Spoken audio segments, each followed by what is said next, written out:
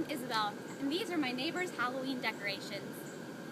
The population in a statistical study is the entire group of individuals about which we want information, whereas a sample is a part of the population from which we actually collect information used to draw conclusions about the whole.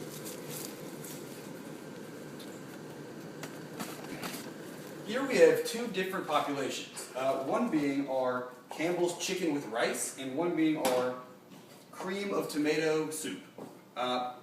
If we were to be cooking with either one, the population would be the contents of our bowl. I don't know what that is, but if I were to put my spoon into the bowl and retrieve a bit of chicken with rice, the population would be the contents of my spoon because it is the sample of our larger soup. The same with our cream of tomato. Which do you think would be a better representation of the whole? A spoonful of our cream of tomato soup or a spoonful of our chicken with rice?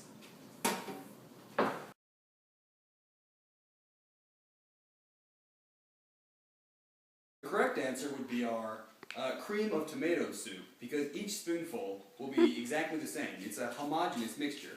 Whereas with our chicken with rice soup, you could get a chunk of chicken, maybe a carrot, some rice. You never know. It's unpredictable. So this would be our better representation, because each time you would represent the entire contents of our bowl, or population. Our population is represented by the contents of this basket. We're going to have that's our population right there.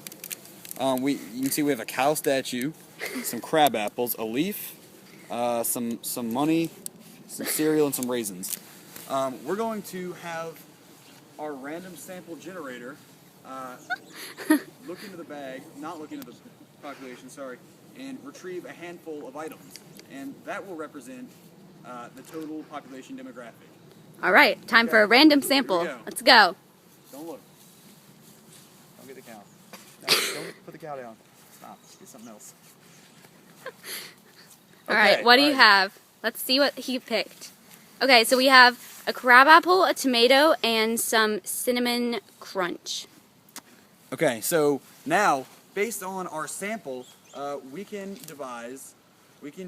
deduce, excuse me, that the population most likely contains a greater part of Cinnamon Toast Crunch and crab apples.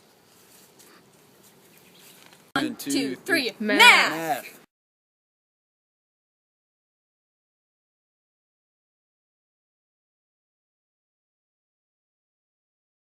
Because we're doing Math with Keenan. random Aw, selection, yeah.